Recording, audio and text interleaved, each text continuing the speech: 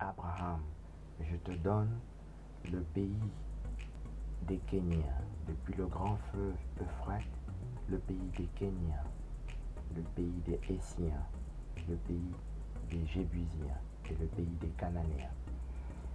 Genèse chapitre 15. Abraham reçoit le pays des Kéniens, qui nous permet de localiser pour la toute première fois de l'histoire le fleuve Euphrate, qui s'appelle donc Euphrate Kenya. Genèse chapitre 15. Euphrate Kenya, Kenite, in Genesis chapter 15. Kenya, beau-père de Moïse, livre des Juges, chapitre 1, verset 16. Moïse, la femme éthiopienne qu'il avait épousée, car il avait épousé une femme éthiopienne. Nombre chapitre 12, verset 1. Kenya veut donc dire Éthiopie. Kenite, Moses' father-in-law. The book of Jude, chapter 1, verse 16. Moses, the Ethiopian woman he had married, for he had married an Ethiopian woman. Numbers, chapter 12, verse 1. Kenite means Ethiopia. It is the promised land in Genesis chapter 15. Euphrate, Kenyan donc. Euphrate Hessien, toujours dans Genèse chapitre 15, le pays des Hessiens. Hessiens, Genèse chapitre 10, verset 1 jusqu'au verset 32, les fils de Cham, Couche, Et, ce sont là les fils de Cham. Et, qui s'appelle donc Étien, Hittite, en anglais, qu'on appelle aussi Zoar dans Genèse chapitre 23, où Sarah meurt, et dans Genèse chapitre 25, où Abraham meurt. Et veut dire Étien, et veut dire Zoar dans King James Version. Zoar qui est un livre de sorcellerie bien connu. Étien est donc fils de Cham, et Cham est noir parce que son premier fils s'appelle Cush, the son of Ham, in Genesis chapter 10. Cushk, Et, these are the sons of Ham, Genesis chapter 10, verse 1 to 32. Hittite means then Ethiopia, which is son of Ham, Genesis chapter 10. Le pays des Jébusiens, c'est la quatrième localisation de Euphrate. L'Euphrate, c'est le seul fleuve du jardin d'Éden dans Genèse chapitre 2 pour lequel on n'a pas de localisation. Thomas d'Aquin n'a pas pu le localiser, Albert Einstein et personne jusqu'à maintenant n'a pu localiser ce fleuve. Jébusien, donc dans Genèse chapitre 15, qui est donc la terre promise. Les Jébusiens s'appellent Jérusalem dans les livres de Samuel, Samuel chapitre 1, principalement le deuxième livre de Samuel, dans lequel, deuxième livre de Samuel chapitre 11, deuxième livre de Samuel chapitre 12, là où Salomon naît, au verset 24, du deuxième livre de Samuel chapitre 12, Salomon est Étien, la maman de Salomon qui s'appelle Bathséba, dans le deuxième livre de Samuel chapitre 11, le deuxième livre de Samuel chapitre 12, et Étienne qui s'appelle Bathséba, qu'on trouve aussi dans Psaume 51. Jébusien voulant dire Jérusalem dans le livre des Juges chapitre 19. Et en revenant dans Genèse chapitre 10 que nous avons cité, on dit fils de Cham, Couche, Jébusien, ce sont là les fils de Cham. Genèse chapitre 10 verset 1 jusqu'au verset 32. Jébusien est le fils de Cham, et Cham est noir parce que son premier fils s'appelle Couche, qui veut dire Éthiopie, qu'on trouve dans Jérémie chapitre 13 verset 23. On dit un Éthiopien est noir comme les taches du léopard, et ça ne change pas. Jérémie chapitre 13 verset 23. Jebusite means then son of Ham in Genesis chapter 10 also. Jebusite, which means Jerusalem in the book of Jude chapter 19 and many other places. Dans Genèse chapitre 15, toujours, Abraham reçoit le pays des Cananéens. On dit Euphrate Cananéen, Genèse chapitre 15. Et Cananéen, Canaan veut dire fils de Cham aussi. Genèse chapitre 10, on dit fils de Cham, Couche, Canaan. On répète au verset 15 encore Canaan. Canaan au verset 6 et Canaan au verset 15. On dit ce sont là les fils de Cham. Donc, Canaan est fils de Cham à 2 reprises dans Genèse chapitre 15 au verset 6 et au verset Genèse chapitre 10 au verset 15 et au verset 6. Il est aussi fils de Cham dans Genèse chapitre 9. Donc ça c'est les 4 premières façons de localiser de manière simple et compréhensible par tout le monde le fleuve Euphrate. Qu'on trouve aussi dans Jérémie chapitre 13. On dit Euphrate, éthiopien, Euphrate, léopard, Euphrate, mon nom, Euphrate du Midi. Il y a 4 localisations de fleuve Euphrate dans Jérémie chapitre 13, verset 1 jusqu'au verset 27, qui se lit aussi Jérusalem, éthiopien, Jérusalem. Le livre des Judith chapitre 1 nous donne encore 4 autres localisations du fleuve Euphrate. Judith chapitre 1, on dit Assyrie, Euphrate, Ninive, Euphrate, Euphrate du Tigre, Euphrate, Éthiopie. Livre des Judith chapitre 1 jusqu'au verset 12 pour la version française et en 15e version va jusqu'au verset 16 pour dire la même chose. Dans le livre de Genèse chapitre 10 verset 1 jusqu'au verset 32, on nous apprend que Assyrie, Ninive, ce sont les fils de Cham. Au verset 8, verset 10 et 11. Ninive et Assyrie y sont cités. On retrouve aussi dans Michée chapitre 5 et dans Sophonie. Ça nous porte à 12 localisations très précises du fleuve Euphrate. Le livre de Judith chapitre 2 nous apprend que l'Euphrate s'appelle Madian Euphrate. Judith chapitre 2 du verset 24 jusqu'au verset 26. Midian Euphrate. Judith chapitre 2. And Midian means Ethiopia in Habakkuk chapter 3 verse 7. Madian veut dire Éthiopie dans Habakkuk chapitre 3 verset 7. Qu'on trouve aussi dans Nombre chapitre 10. On dit le Madianite beau-père de Moïse, qui est donc éthiopien. Comme nous l'avons vu à 2 reprises dans Nombre chapitre 12 verset 1. Qui nous porte à 13 localisations très précises du fleuve Euphrate.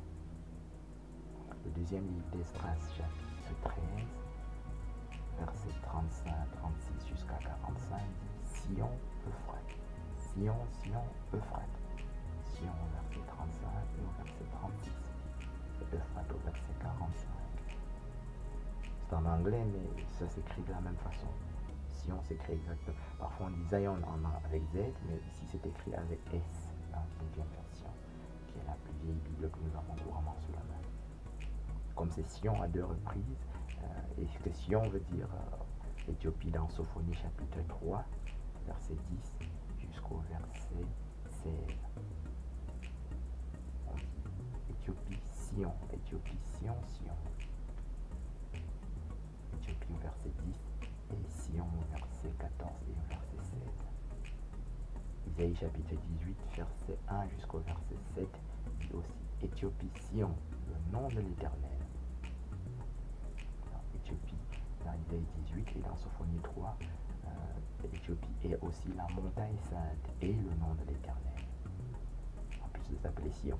Donc, ici, dans le deuxième livre d'Esdras, chapitre 13, nous avons donc Sion à 2 reprises, au verset 35 et au verset 36, qui nous donne donc 2 localisations supplémentaires du fleuve Euphrate. Il nous donne en tout 15 localisations du fleuve Euphrate, qui sont indiscutables. On dit dans Genèse chapitre 2, un fleuve sortait du jardin et se divise en 4 bras pour arroser le jardin de Dieu. Et le premier fleuve, le premier bras, c'est Bichon, qui entoure le pays d'Avila. Le deuxième, c'est Guillon, qui entoure le pays d'Éthiopie, Couche. Et le troisième, c'est le Tigre, et qui coule à l'orient de la Syrie qui est dans le pays de Cham. Et Et le quatrième, c'est l'Euphrate. L'Euphrate, on ne nous dit pas où il se trouve. Ce que nous venons de faire ici à 15 reprises. Le premier fleuve, c'est Pishon, Havila. Havila, c'est le fils de Couche dans Genèse chapitre 10 que nous avons cité abondamment. Nive, Assyrie, c'est aussi fils de Couche, dont dans Genèse chapitre 10 et dans plusieurs autres endroits de la Bible. Et l'Euphrate, pour lequel on n'avait pas de localisation, vient d'être localisé ici maintenant, pour la toute première fois de l'histoire. Et quant au Tigre qui coule à l'orient de la Syrie, toutes les cartes, 144 cartes que nous produisons, montrent que le Tigre se trouve donc en Éthiopie. L'Afrique s'appelle dans la Bible Éthiopie, qu'on appelle donc Kenya, qu'on appelle aussi Madian. Guillon, qui est le deuxième fleuve, et qui coule donc au pays de Couche dans Genèse chapitre 2, verset 8 jusqu'au verset 15, se trouve dans le premier livre des rois, chapitre 1, verset 33 jusqu'au verset 34, se trouve donc à Jérusalem. Le roi David mourant demande au prophète Nathan d'aller oindre Salomon, son fils, au fleuve Guillon, qui se trouve donc à Jérusalem. Donc, verset 33, on dit Salomon, Guillon, Salomon, Israël, Guillon, Israël, qui veut dire donc dans Genèse chapitre 2, Éthiopie.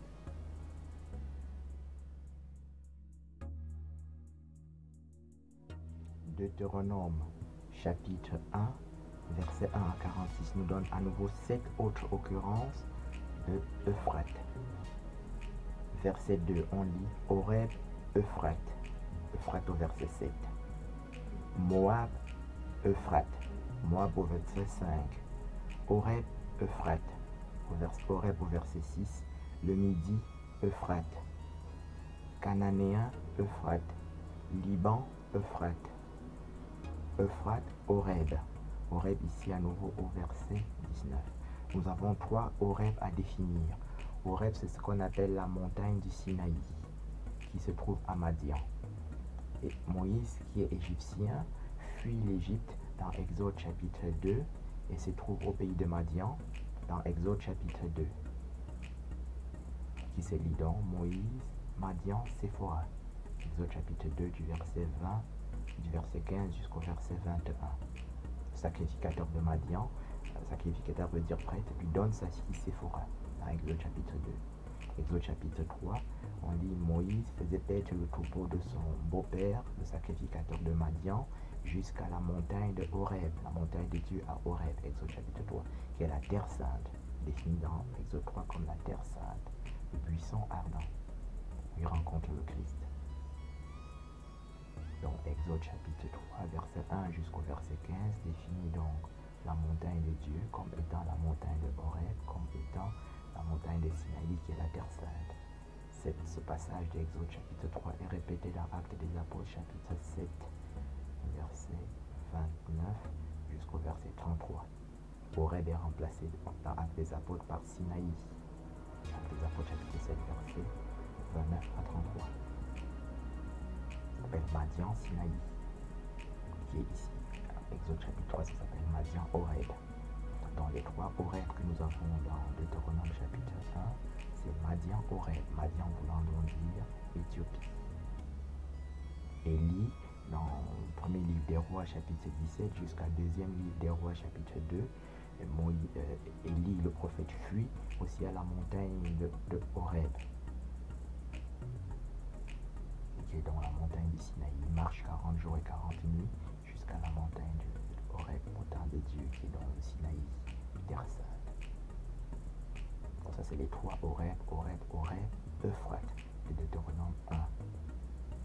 Après on dit Moab, Euphrate. Moab se trouve dans Genèse chapitre 36, verset 35. On dit Madian, Moab. Donc Moab est madianite, qui veut dire donc éthiopien aussi. Et on dit après Euphrate, le Midi.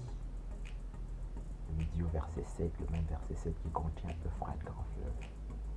C'est donc le Midi, Euphrate. Le Midi veut dire Israël, parce que c'est quand Israël est parti d'Égypte, le Cananéen, Canaan se trouve dans le sud. On dit le Arad, roi des Cananéens vit arriver, qui habitait le Midi vit arriver Israël. Donc quand ils sont partis d'Égypte, ils vont dans le sud de l'Égypte. Et Canaan se trouve dans le sud, tel que c'est décrit dans Isaïe, chapitre 30. Voilà. Ça s'appelle les bêtes du Midi. Le léopard, c'est une bête du Midi. Le lion aussi, Isaïe 30. Le léopard, le lion. Et le Liban, qui se trouve ici dans le verset 7 de Deutéronome 1, s'appelle aussi Liban, lion, léopard, dans Cantique des Cantiques, chapitre 5 et chapitre 4. Le Liban de la Bible, c'est dans le jardin d'Éden, et on y trouve des diamants et des lions et des léopards. Les autres Libans n'ont rien à voir avec le Liban de la Bible. Les autres Libans qu'on trouve sur cette terre aujourd'hui n'ont rien à voir avec le Liban de la Bible. Par ailleurs, il n'y a pas de juifs ashkénazes dans la Bible non plus, ni de hébreux ashkénazes, ni de sémites ashkénazes. Nulle part dans la Bible. Il n'y a pas de juifs par la mer non plus. Nulle part il y a la mère de Noé, la mère de Sem. Sem, c'est le fils de Noé. On ne connaît ni la mère de Noé, ni l'épouse de Noé qui donne naissance à Sem, sémite. Et on ne connaît pas l'épouse de Sem qui donne naissance à Héber, qui veut dire hébreu. On ne connaît pas la mère d'Abraham non plus. La mère d'Abraham n'est mentionnée nulle part dans la Bible. La mère de David non plus. Et hébreu veut dire Abraham l'hébreu dans Genèse chapitre 14, verset 13. Donc, Liban dans la Bible, c'est Liban diamant, Liban jardin d'Éden, Liban lion léopard. Voilà, les autres Libans n'ont rien à voir avec la Bible. Donc, et hébreu dans la Bible, c'est dit l'esclave hébreu dans Genèse 39, chapitre 39, verset 17. Abraham l'hébreu dans Genèse chapitre 14, verset 13. Les autres hébreux de la télévision et du cinéma n'ont rien à voir avec les hébreux de la Bible. Voilà. Donc pas de mère de Héber, pas de mère de David non plus, hein, pas de mère d'Abraham, nulle part. Voilà. Nous avons fait la recherche pour vous, ça n'existe pas. Donc, le Midi, c'est dans du Cananéen, Arad, roi des Cananéens, c'est dans Nombre chapitre 21, qui habitait le Midi, vit arriver Israël. Quand Israël quitte l'Égypte pour aller à Canaan, Canaan c'est dans le sud, dans Nombre chapitre 21, Nombre chapitre 23. Bien. Et Canaan, on a dans le verset 7 de Deutéronome 3, on a Cananéen, Euphrate, qu'on a déjà étudié, et Liban, nous venons d'en parler, et il reste donc Euphrate, Horeb, dans le verset 19. Ça fait 7 occurrences Euphrate. La seule chose qu'il fallait définir, c'était donc Horeb. Nous avons sauté pour aller dans Jérémie, parce que Jérémie, tout le monde voit ce que c'est qu'un léopard, alors qu'ici, pour définir Horeb, c'est un peu plus long. Et pour parler du Liban, c'est légèrement polémique, c'est pour ça que nous avons sauté pour aller dans Jérémie, qui est un livre un peu plus loin.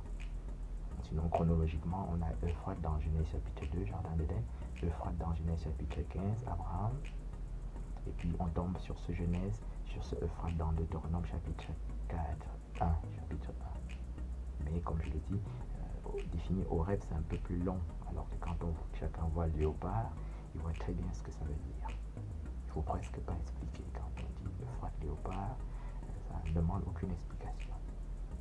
Alors que ce que nous venons de faire ici est légèrement polémique, c'est pour ça que nous avions sauté. Ça nous porte donc à 22 occurrences de Euphrate.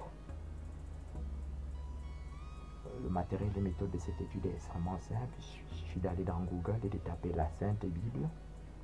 Il s'affiche plusieurs Bibles électroniques et chacun choisit celle qu'il veut. Hein. Et si vous êtes témoin de Jéhovah, vous prenez une Bible de témoin de Jéhovah. Si vous êtes catholique, par exemple, vous prenez 8 secondes. Si vous êtes protestant, vous pouvez prendre Darby, par exemple, Translation. Et si vous parlez anglais, c'est mieux de prendre King James Version, qui est la Bible la plus ancienne et qui est plus propre, qui a moins de falsification dedans. Et vous tapez Euphrate. Voilà. Et vous trouvez ce que je viens de dire, donc Euphrate dans Genèse 2, Euphrate dans Genèse 15, et Euphrate ici dans Deutéronome chapitre 1, et puis Euphrate dans Jérémie par exemple. Nous avons sauté Deutéronome parce que c'est une explication qui est un peu polémique et qui est plus difficile à recevoir, alors que Euphrate léopard, tout le monde voit ce qu'on est en train de dire. Après la mort de Moïse, serviteur de l'Éternel, l'Éternel dit à Josué, serviteur de Moïse, vous aurez pour territoire tout le pays des Hétiens, depuis le fleuve l'Euphrate, tout le pays des Hétiens. Livre de Josué, chapitre 1, verset 1 jusqu'à verset 4. L'Euphrate, c'est le pays des Hétiens, comme nous l'avons vu dans Genèse chapitre 15. Et Hétien veut dire, donc, comme nous l'avons déjà dit, dans Genèse chapitre 10, verset 1 jusqu'à verset 32, on dit fils de Cham, Couche, Heth, ce sont là les fils de Cham. Heth, qui s'appelle donc Hétien, Hittite en anglais, est fils de Canaan parmi les fils de Cham. Il est donc 2 fois fils de Cham de manière indiscutable. Hétien, c'est de manière très significative que nous avons ici dans Josué chapitre 1. C'est répété pour que nous en parlions, parce que donc tout le tombeau des patriarches se trouve à Heth, Hétien, Hittite en anglais. Sarah meurt dans Genèse 23 et Abraham lui achète un sépulcre. Et ça se trouve donc à Heth, Hétien, Zoar, Genèse chapitre 23. Et Abraham lui-même meurt dans Genèse 25. Et ses fils Ismaël et Isaac l'enterrent dans Genèse 25, dans le même sépulcre que Sarah, qui se trouve donc à Heth, toujours à Heth, Hétien, Zoar, Hittite. Zoar est écrit Z-O-H-A-R dans King James Version année 1611. Dans Genèse 13, 23 donc, et dans Genèse 25. Isaac, le fils d'Abraham, meurt et est enterré dans le même patriarche. Jacob meurt et est enterré dans le même patriarche, où se trouve déjà Léa, qui est l'épouse de Jacob, et Rebecca, qui est l'épouse d'Isaac. Cette partie que je viens de dire est résumée, comme je viens de le dire ici, dans Genèse chapitre 49, du verset 1 jusqu'au verset 33. C'est dans ce chapitre-là que Jacob meurt. Et avant de mourir, il rappelle avec ses propres mots à ses enfants, qui sont les 12 tribus, ce que je viens de dire ici. C'est-à-dire que il dit enterrez-moi à Heth, Hétien, Hittite, qui est le sépulcre propriété sépulcrale d'Abraham, à qui les fils de Heth, etc. Il parle comme je parle ici, et il dit là, Sarah a été enterrée, Abraham a été enterré, Isaac a été enterré avec Rebecca, là j'ai enterré Léa, c'est Jacob qui parle, et il dit, et après il meurt, et donc ses enfants l'enterrent donc à Heth, Hétien, Hittite, qui est dans une possession qui est chamite. Cham est noir parce que le premier fils de Cham s'appelle Couche. Jérémie chapitre 13, verset 23 précise de manière claire que Couche veut dire éthiopien, ça veut dire noir comme les taches de léopard, et ça ne change jamais. En Palestine, il n'y a pas de noirs là-bas, il y a très peu de noirs. Hein. Ce sont des noirs qu'ils ont importés très récemment par une opération comme ça, par des avions. Hein. Voilà, quand j'étais étudiant en médecine, ils ont pris des Éthiopiens, et voilà. Et les noirs dont on parle, c'est les noirs qui sont dans Cham. Ici, on veut dire c'est Cham qui est sur place, et Josué vient prendre possession du territoire. Et donc, comme nous l'avons dit, il n'y a pas de juifs ashkénazes dans la Bible, il n'y a pas de juifs égyptiens, il n'y a pas de juifs babyloniens. Les juifs, ça veut dire 12 tribus, et dans Ézéchiel 47 et 48, on précise que quand tu viens, la porte n'est pas fermée. Et quand on entre, on s'assimile aux tribus. Voilà, on entre dans une tribu et on reste dans cette tribu-là, dans la terre et dans les coutumes de cette tribu, de l'une des 12 tribus. On ne devient pas juif ashkénaze comme ça, ou juif égyptien, et voilà, on raconte des histoires à la télévision. Non, on est juif et on est dans une des tribus et c'est fini. C'est très précis. Hein.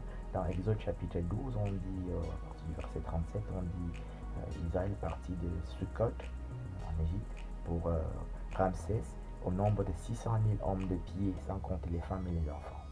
Une grande multitude de toutes les espèces se joignait à eux. Donc quand l'Égypte est sortie, quand Israël est sorti d'Égypte, dans Exode chapitre 12, Il y a plusieurs personnes qui sont venues avec eux parce qu'ils avaient vu que Dieu est avec eux. C'est comme ça que c'est précisé dans Zacharie chapitre 5.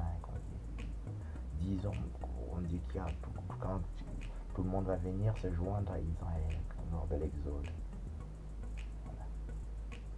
Et les gens qui viennent, ils viennent pas en disant je suis juif égyptien, moi je serai juif, je sais pas moi, babylonien ou juif français ou juif ashkénaze, non.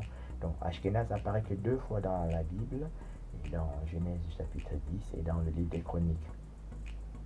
Et quand vous tapez donc, en ouvrant une Bible électronique, si vous tapez ashkénaze, vous n'aurez jamais attaché ni à juif, ni à sémite, ni à hébreu.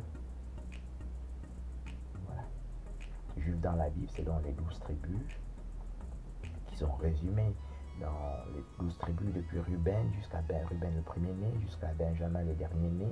On dit Ruben, Simeon, Lévi, etc. Jusqu'à Benjamin, Joseph le 11e et Benjamin le 12e.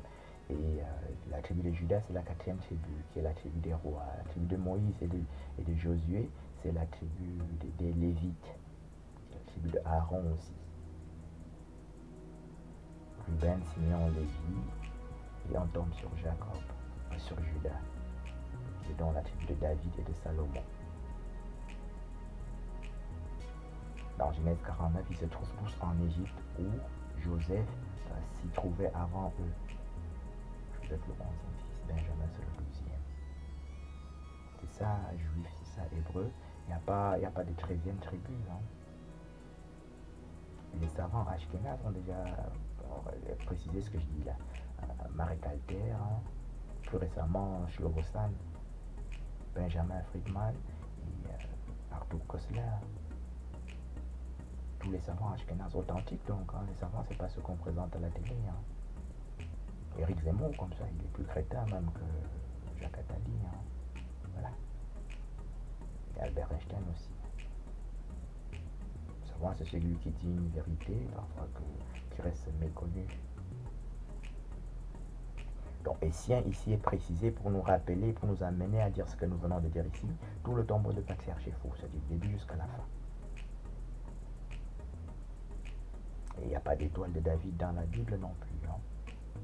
Donc, si vous tapez David, il y a beaucoup de David parce que David a écrit 150 psaumes, c'est lui qui a écrit le livre de Samuel, etc. Le livre des Chroniques, donc le livre des Rois. Donc, vous aurez beaucoup de David, mais en 3-4 heures, vous pouvez lire tous les David, tous les versets attachés à David. Il n'y a pas un seul verset où David soit attaché à une étoile. Ça n'existe pas. Donc, si vous ouvrez, vous prenez, vous tapez la Sainte Bible, vous cliquez sur une Bible quelconque, et dans la cette Sainte Bible, il y a un moteur de recherche qui ressemble, qui se présente comme Google, vous tapez dedans David. Il y a beaucoup de David parce que, je répète, il écrit 150 psaumes, donc voilà. Ça prend 4 heures, vous lisez en 4 heures, il n'y a pas de David étoile, nulle part. Après, vous tapez Salomon, il y a un peu moins de Salomon, ça prend 2 heures, et il n'y a pas de Salomon étoile, nulle part. Bon, il y a un chemin plus court. Vous faites ce que je viens de dire, vous ouvrez la Bible, vous tapez étoile. Il n'y a pas beaucoup d'étoiles, hein, une trentaine d'étoiles, même pas. Là, ça prend 15 minutes, vous verrez aucune étoile David, aucune étoile Salomon. Quand vous tapez étoile dans la Bible, il n'y a pas d'étoile de David, donc. Hein. Que l'étoile de la sorcellerie, hein, qu'on appelle l'étoile de Mammon, etc. Hein. Amos, chapitre 5, verset 25-26. L'étoile ça s'appelle l'étoile du Dieu enfant. L'étoile de Baal, l'étoile de Moloch. Amos, chapitre 5, verset 26. 25-26. 25, 26. Répété dans Actes des Apôtres, chapitre 43. Qu'on trouve aussi dans le deuxième livre des Rois, chapitre 17, verset 1 jusqu'au verset 24. L'étoile de la sorcellerie, dont on appelle l'étoile de Moloch, qui permet de livrer, on dit livrer leurs fils et leurs filles au feu. Donc c'est l'étoile de l'usure pour faire la guerre, et la guerre, ça s'appelle livrer les gens au feu. C'est l'ancien culte de Moloch qui a été amélioré. Avant, on donnait un fils à la fois. Maintenant, on fait une grosse guerre et ça donne 77 millions de morts. Voilà. Qui sont passés par le feu. Hein. Les bombes comme ça, qu'on fait du tapissage en Allemagne, comme ça, c'est livrer les gens au feu. Hein. Voilà. C'est le culte de Moloch, hein. 200 000 morts comme ça par